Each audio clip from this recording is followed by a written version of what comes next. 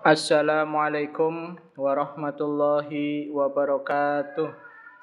Selamat siang anak-anak. Bagaimana kabarnya hari ini? Semoga kita semua dalam keadaan sehat walafiat, tanpa kekurangan suatu apapun. Amin amin ya rabbal alamin. Baiklah, sebelum pembelajaran ini kita mulai, alangkah baiknya kita membaca doa belajar terlebih dahulu. A'udzu billahi minasyaitonir rajim. Bismillahirrahmanirrahim. Raditu billahi rabba wa bil islami dina wa bi Muhammadin nabiyya wa rasula. Rabbi zidni ilma warzuqni fahma. Amin ya rabbal alamin. Baiklah, anak-anakku kelas 4 MDTA Ihsaniyah yang Papa Sri banggakan, pada siang hari ini kita akan belajar tentang pelajaran akidah dan akhlak. Pelajaran akidah yaitu bab pertama, beriman akan adanya hari akhir. Dan untuk pelajaran akhlak, bab pertama yaitu menjauhi akhlak madzmumah. Baiklah, untuk kita bahas pelajaran akidah terlebih dahulu. Bab 1, beriman akan adanya hari akhir. Nah, kita mulai dari yang A, pengertian hari akhir. Hari akhir, apa itu hari akhir? Yaitu hari kehancuran alam semesta dan berakhirnya kehidupan makhluk secara serempak. Hari akhir juga biasa disebut dengan kiamat. Selanjutnya, B, pengertian iman kepada hari akhir. Iman kepada hari akhir yaitu meyakini bahwa hari akhir atau hari kiamat pasti akan datang dan tidak ada keraguan-raguan padanya. Iman kepada hari akhir termasuk dalam perkara gaib, maka tidak ada yang mengetahui secara pasti kapan datangnya hari kiamat atau hari akhir. Pengetahuan tentang datangnya hari kiamat hanya Allah yang Maha mengetahui. Jadi, kita diwajibkan untuk beriman kepada hari akhir atau hari kiamat sebagaimana di dalam rukun iman yang kelima, yaitu iman kepada hari akhir. Akan tetapi, kapan terjadinya hari akhir itu tidak ada yang tahu kecuali Allah Subhanahu wa Ta'ala. Kita sebagai umat Islam hanya diperintahkan untuk beribadah untuk persiapan menghadapi hari akhir. Nah, selanjutnya C, alam kubur atau alam barzah. Apa itu alam barzah? Barzah adalah batas pemisah antara hidup di dunia dengan hidup di akhirat.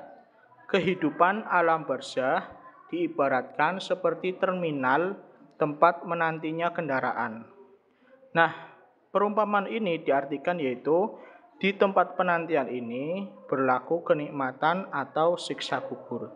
Jadi, di alam barzah itu semua manusia akan menanti datangnya hari kiamat. Manakala manusia itu beriman kepada Allah ketika hidupnya dan beramal soleh, maka di alam barzah akan mendapatkan tempat yang nyaman. Namun apabila manusia tersebut ingkar kepada Allah dan tidak beramal soleh, maka dia akan mendapatkan siksa kubur. Ya, jadi di alam barzah itu semuanya menanti hari kiamat sesuai dengan amal perbuatan, amal ibadahnya masing-masing. Nah, yang D, tahapan-tahapan hari kiamat. Tahapan-tahapan hari kiamat itu ada 4 tahap. Yang pertama atau tahap yang pertama adalah Yaumul Qiyamah. Apa itu Yaumul Qiyamah? Yaumul Qiyamah adalah hari kehancuran alam semesta dan berakhirnya kehidupan. Setelah alam semesta dihancurkan oleh Allah, maka kita akan masuk ke dalam fase atau tahap yang kedua, yaitu Yaumul Ba'ats. Apa itu Yaumul Ba'ats? Yaumul Ba'ats adalah hari kebangkitan makhluk dari kuburnya yang ditandai dengan tiupan sang sakala yang kedua dari malaikat Israfil. Jadi setelah alam semesta itu dihancurkan, diluluh lantakan, kemudian malaikat Israfil akan meniupkan kembali sangkakalanya sehingga makhluk-makhluk ciptaan Allah pada itu, manusia khususnya, akan dibangkitkan. Nah, kebangkitan itu disebut dengan Yaumul Ba'ats.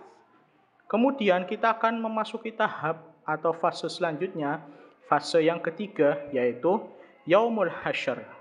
Apa itu Yaumul Hasyr? Yaumul Hasyr adalah berkumpulnya semua makhluk hidup di hadapan Allah Subhanahu wa taala setelah bangkit dari alam kuburnya, dikumpulkan di padang mahsyar. Jadi Yaumul Hasyr itu setelah terjadi Yaumul Ba'ats atau hari dibangkitkan, terjadilah Yaumul Hasyr, di mana makhluk-makhluk yang dibangkitkan itu dikumpulkan dalam sebuah tempat yang bernama padang mahsyar. Konon di padang mahsyar itu matahari hanya setinggi 1 jengkal saja. Nah, pada tahap yang selanjutnya atau yang terakhir adalah Yaumul Hisab. Apa itu Yaumul Hisab? Yaumul Hisab artinya hari perhitungan amal baik dan buruknya manusia.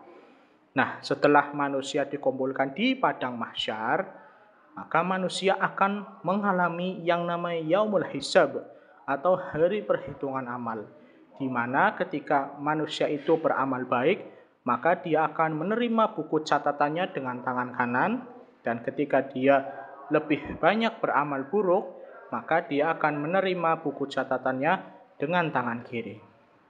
Selanjutnya, tahap berikutnya adalah surga dan neraka.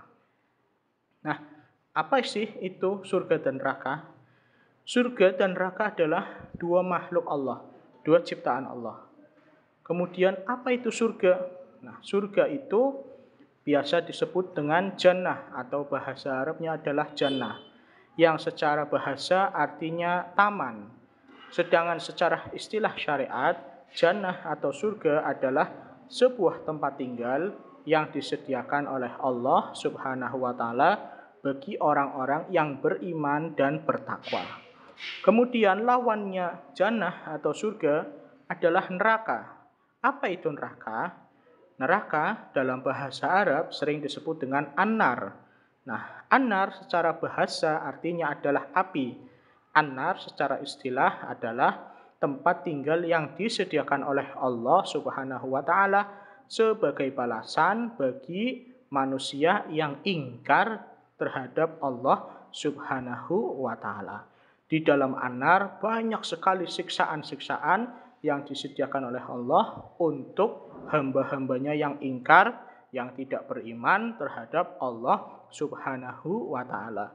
Sedangkan di jannah atau di surga disediakan banyak sekali berbagai kenikmatan-kenikmatan untuk hamba-hambanya yang beriman dan beramal soleh. Nah, selanjutnya yang F, yaitu mengenali tanda-tanda hari akhir atau tanda hari kiamat. Di antara tanda-tanda hari akhir atau hari kiamat adalah yang pertama adalah kemaksiatan merebak di mana-mana dan dilakukan secara terang-terangan. Nah, anak-anakku yang Pak Basri banggakan, tanda yang pertama menjelang hari kiamat yaitu kemaksiatan terjadi di mana-mana dan tanpa adanya rasa malu melakukan maksiat itu. Jadi bisa dilihat pada zaman sekarang banyak sekali orang berbuat maksiat, berbuat zina, berbuat dosa, namun tidak merasa malu. Banyak koruptor yang ditangkap namun tidak mempunyai rasa malu, justru dengan bangganya melambaikan tangan di media, televisi atau yang lainnya. Nah, itu menunjukkan bahwa pada zaman-zaman ini sudah mendekati hari-hari akhir atau hari kiamat. Tanda yang kedua yaitu manusia kembali menyembah berhala seperti zaman dahulu.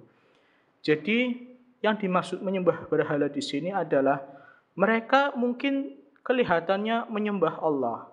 Mereka sholat, namun mereka diperbudak oleh hal-hal yang lain.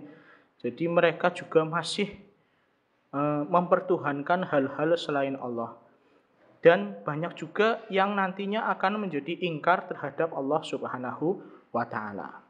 Selanjutnya yang ketiga, manusia melupakan Allah Subhanahu wa taala karena sibuk dengan urusan dunia.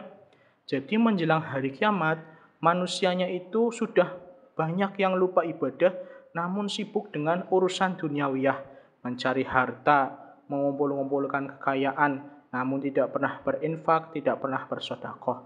Mereka hanya sibuk dengan kekayaan duniawiyah. Selanjutnya yang keempat, manusia telah kehilangan akal sehatnya dalam menghadapi segala permasalahan sehingga dengan perkara yang kecil saja saling bunuh-membunuh satu dengan yang lainnya.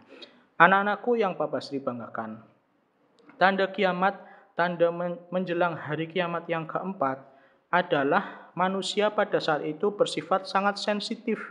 Ada permasalahan kecil saja, mereka ribut sampai akhirnya saling bunuh-membunuh, tidak mau saling memaafkan. Nah, ketika manusia berakhlak demikian, maka itu sudah menjadi tanda-tanda hari kiamat. Selanjutnya, yang kelima adalah manusia saling memfitnah. Nah, kita bisa lihat di zaman sekarang banyak juga hoax-hoax, yang mana hoax-hoax atau berita bohong itu juga termasuk ke dalam fitnah. Yang keenam, terjadinya penyimpangan peredaran dan kecepatan rotasi dan revolusinya. Matahari terbit dari arah barat. Yang ketujuh, umat Islam dan umat Yahudi melakukan peperangan yang sangat dahsyat. Yang kedelapan, munculnya binatang yang sangat aneh dan dapat berbicara. Yang kesembilan, munculnya Dajjal. Dajjal adalah seseorang yang muncul sebagai tanda kiamat sudah dekat. Nah, anak-anakku yang Bapak Sri muliakan, di antara cara-cara Dajjal untuk menjebak umat manusia pada saat itu adalah Dajjal menampakkan kenikmatan yang luar biasa, yang nantinya akan kita kira bahwa itu adalah surga. Padahal kenikmatan Dajjal sesungguhnya adalah neraka di sisi Allah. Jadi ketika Dajjal menjebak kita dengan kenikmatan-kenikmatan surgawi yang sementara, padahal di sisi Allah itu adalah siksa api neraka. Yang ke-10, lenyapnya Al-Quran dan mushaf serta hafalan dalam sehari-hari. Jadi pada saat itu Al-Quran dan mushaf serta para hufad-hufadnya yang biasa menghafalkan, yang biasa deres setiap hari itu sudah dilenyapkan oleh Allah. Nah, pada saat itulah akan terjadi kiamat kubro atau kiamat besar di mana alam semesta akan diluluh lantakan, hancur lebur. Nah, selanjutnya anak-anakku, untuk tugas pelajaran akidah bab 1 beriman akan adanya hari akhir, tugas yang perlu kalian lakukan adalah menghafalkan 4 tahapan hari kiamat, yaitu Yaumul Qiyamah, Yaumul Ba'ats, Yaumul Hasyar, dan Yaumul Hisab. Cukup dihafalkan 4 contoh. 1. Yaumul Qiyamah, yaitu hari kiamat atau hari dihancurkan alam semesta. 2. Yaumul Ba'ats atau hari kebangkitan manusia. 3. Yaumul Hasyar, hari dikumpulkan di padang mahsyar. 4. Yaumul Hisab, yaitu hari perhitungan amal. Cukup seperti itu saja. Kirim berupa video ke nomor WhatsApp Pak Basri. Terima kasih. Nah, pada pelajaran selanjutnya kita akan membahas tentang pelajaran akhlak. Bab 1, yaitu menjauhi akhlak madmumah. Nah, akhlak madmumah. Apa itu akhlak madmumah? Pengertian akhlak madmumah. Akhlak madmumah adalah tingkah laku yang tercela atau perbuatan jahat yang merusak iman seseorang dan menjauhkan atau menjelekkan martabat manusia. Bapak sudah ulangi ya. Akhlak madmumah adalah tingkah laku yang tercela atau perbuatan jahat yang merusak iman seseorang dan menjelekkan atau menghinakan martabat umat manusia. Sifat-sifat yang termasuk dalam akhlakul madmumah yaitu ada 4 sifat. Yaitu ada 5 sifat. Ya, sifat yang termasuk akhlak madmumah ada 5 sifat. Yang pertama adalah perilaku kotor. Yang kedua adalah acuh terhadap lingkungan. Yang ketiga adalah kejam terhadap binatang. Yang keempat adalah mengganggu atau merusak kepentingan umum. Yang kelima adalah merusak alam. Jadi ketika ada 5 kategori ini yang masuk salah satu, maka itu sudah termasuk dalam akhlak madmumah. Yang selanjutnya adalah B. Syirik. A. Pengertian syirik. Syirik adalah menyamakan selain Allah Subhanahu wa Ta'ala dengan Allah pada perkara yang merupakan hak istimewanya.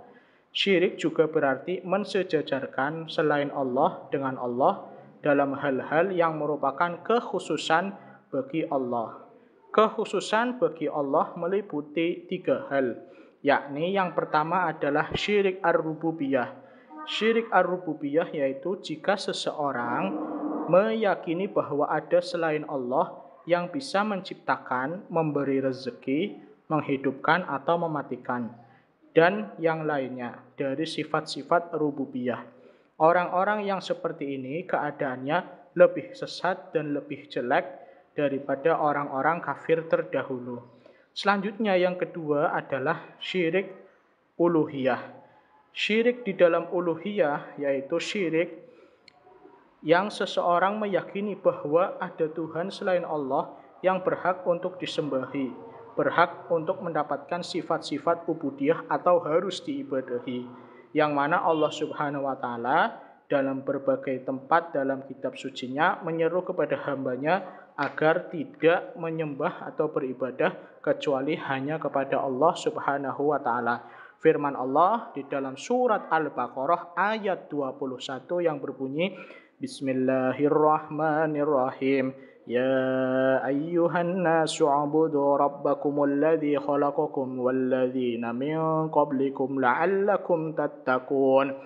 Yang artinya, wahai manusia, sembahlah Tuhanmu yang telah menciptakan kamu dan orang-orang yang sebelummu agar kamu bertakwa.